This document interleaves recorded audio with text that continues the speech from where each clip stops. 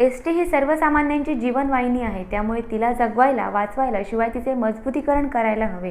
या दृष्टीने आमदार वैभव नाईक यांनी जे प्रकल्प हाती घेतले ते मुख्यमंत्री देवेंद्र फडणवीस यांनी मान्य केले.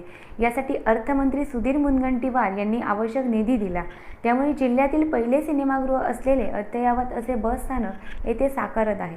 यामुळे प्रवाशांना येत्या काळात या बसस्थानकावर दर्जेदार सुविधा मिळतील, असे प्रतिपादन खासदार विनायक राऊत यांनी येथे केले. महाराष्ट्र राज्य मार्ग परिवहन महामंडळाच्या सिंधुदुर्ग विभागातील येथील बसस्थानकाचा पुनर्बांधणी कामाचे भूमिपूजन खासदार विनायक राऊत यांच्या हस्ते झाले. यावेळी आमदार वैभव नाईक, नगराध्यक्ष महेश कांदळगावकर, तालुका प्रमुख हरी खोबरेकर, उपजिल्हा प्रमुख बबन शिंदे, नागेंद्र परब, भाजप तालुकाध्यक्ष विजय केनवडेकर, व्यापारी महासंघाचे जिल्हाध्यक्ष नितीन तायशेट्टे, शहराध्यक्ष उमेश नेरुरकर, भाऊ सामंत, गणेश कुडाळकर, बाबी जोगी, काँग्रेस तालुकाध्यक्ष महेश अंधारे, बाबा आंगणे, तृप्ती मयेकर, सेजल परब, आकांक्षा शिरपुटे, यशवंत गावकर, अंजना सामंत, पूजा करलकर, विभाग नियंत्रक श्री रसाळ, आगार व्यवस्थापक NV बोधे यांच्यासह अन्य पदाधिकारी, एसटीचे अधिकारी, कर्मचारी, प्रवासी उपस्थित होते. एसटी ही गरिबांची जीवनदायी आहे. ह्या एसटीला जगवलं पाहिजे, वाचवलं पाहिजे आणि ती मजबूतीने उभी करायला पाहिजे. या दृष्टिकोनातून माननीय रावते साहेबांनी जे प्रकल्प हाती घेतले ह्या एसटीच्या संदर्भात ते माननीय मुख्यमंत्री देवेंद्र फडणवीस साहेबांनी मान्य केले. त्याचबरोबर अर्थमंत्री सुधीरभाऊ मुनगंटीवारांनी सुद्धा आजपर्यंतच्या कोणत्याही अर्थमंत्र्यांनी जेवढा निधी एसटीला दिला नव्हता तेवढा निधी यावेळेला रावते साहेबांनी मागणी केली, तेवढा त्यांनी दिलेला आहे.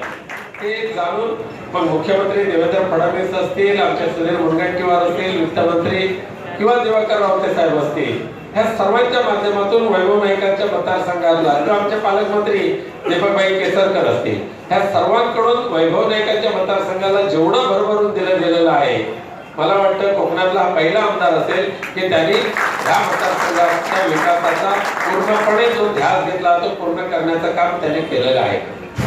आज एक चांगलं परिपूर्ण असं हे बसस्थानक होणार आहे. पण मला वाटतं, मला इतरत्र कुठे मला माहिती नाही, पण कोकणातलं रत्नागिरीच्या नंतर तर पहिलं हे बसस्थानक असेल की या ठिकाणी थिएटर बांधलं जाणार आहे. महेश कांदळकर आणि सगळ्यात या ठिकाणी नगरसेवकांची इतर लोकांची मागणी होती की बालनमध्ये चांगलं थिएटर व्हावं आणि आमदार म्हणून माझ्याकडे सातत्याने मागणी या ठिकाणी होत होती. परंतु मी एक सर्वसामान्य आमदार असल्यामुळे मला ते स्वतः बांधणं शक्य नव्हतं आणि त्यामुळे एसटीच्या पैशातनं शासनाच्या मालकीचं या ठिकाणी हे बसस्थानक, हे सिनेमागृह या बसस्थानकामध्ये होतं, त्याचा या ठिकाणी आनंद वाटतो. खऱ्या अर्थाने आज एसटीमध्ये आपण सुविधा, अनेक सुविधा देण्याचा प्रयत्न या ठिकाणी केला आणि संपूर्ण पर्यटन दृष्टी महत्त्व असलेल्या या मालूमध्ये एसटीची स्वतःची मालकी खूप जागा आहे आणि त्यामुळे बांधताना सुविधामध्ये अडचण तशी अडचण आपल्याला या ठिकाणी होणार नाही. तर बिल्डिंग आपण पाठी बांधणार आहोत, त्यामुळे हे एसटी स्थानक एक उलवडत या ठिकाणी राहणार.